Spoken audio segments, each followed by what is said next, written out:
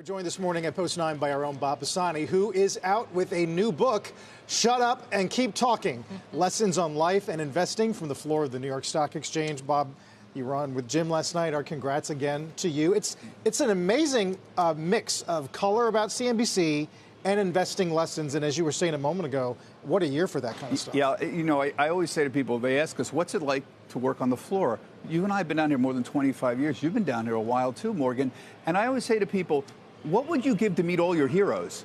You and I are so used to saying hello to famous people, but what would you give to meet everybody you ever wanted to meet, any rock star, any king, queen, politician, everything? You and I, we've done this. 10,000 bell ringing since I got here in 1997. 10,000. Wow. Think about that. Now, you don't say hello to everybody, but there he is, the CEO of Chevron, standing there to say hello to it. Even if you're not doing a formal interview, what do you learn talking to him for 5 minutes? An awful lot. There's Motley Crue. There's Aretha Franklin. There they are. Say hello. What do you want to say to them? And it's just been a wonderful experience, a wonderful privilege to be with CNBC, and very privileged to be down here on the floor of the New York Stock Exchange. You know, it's incredible. We talk about this idea of software eating the world, or the role that automation plays in workforce changes.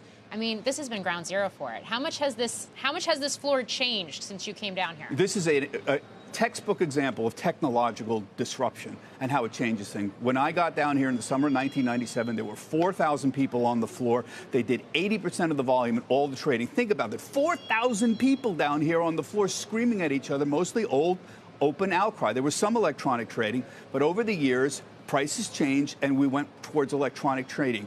Computers matching buy and sell orders faster, quicker, prices went down, and a lot of people, this business became much less profitable as a result of that. There's a good example of technological disruption. I love the floor. I still am a floor guy. I love hanging out with the guys. But now, instead of 4,000 people doing 80% of the volume on the floor, there's a couple hundred people doing 15 to 20% of the volume. The NYSE is still important. I still love it. But you can't be nostalgic about that kind of stuff. You have to support new ways of doing things, advances. We have all sorts of new ideas, new crypto, for example. You got to support all of that. You can't be caught in the past too much. You talk a lot about people you've learned from. We just talked to Art Cashin a moment ago. You mentioned Jack Bogle. You even go into lessons you've had to learn the hard way yourself. Yes. Well, one of the things I decided to do very early on is reveal what I owned and reveal my whole investing method. Now, I'm a Jack Bogle guy. He's the founder of Vanguard. He's the #1 influence of my whole life on me. So no surprise. I own index funds. We are restricted in what we own. We can't own individual stocks or bonds, but I own index funds, S&P 500, mid-cap index. They're not terribly interesting. People are always surprised. You don't have something special like the Illuminati, like leveraged inverse Malaysian bonds. I say, no, I don't own any of that stuff. I'm sorry if I'm boring you, but that's really a great way to look long-term. And you want to stay that way. You want to stay in low-cost index funds for most people. You don't want to time the markets. Market timing doesn't work.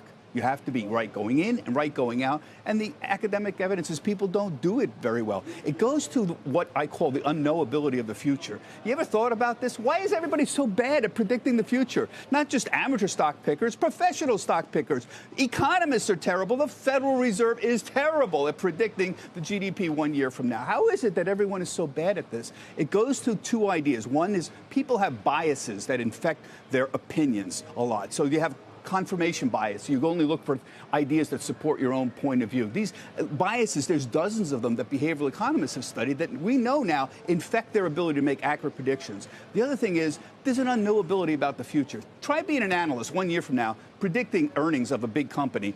It sounds easy. It's impossible because you could have macro events that affect it, like the economy. Companies could have individual events, and the CEO could fall ill. You could get bought out. It's really difficult to predict that. So you have to be comfortable with a certain degree of unknowability, and that's what I've gotten. I've gotten a lot more humble. I made a lot of mistakes. I bought General Electric stock. That was our company early on. I showed overconfidence in GE and our CEO, Jack Welch, at the time, a man I very much admired, still do, and he was very much the #1 CEO of the 1990s. We all believed in him, and I'm going to reveal this, 50% of my IPO was in GE stock in 1999. That is a mistake.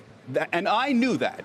I knew that you don't put 50% of your 401k in your own company stock, and I knew it, and I held on to it too long as well, and I show people why I made that mistake. So what you get is you don't get more cocky as you get older, you get more humble if you have any brains in this business at all.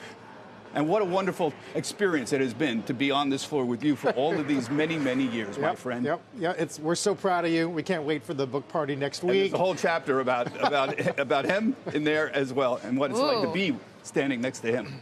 Bob, congratulations again. Guys. We can't wait.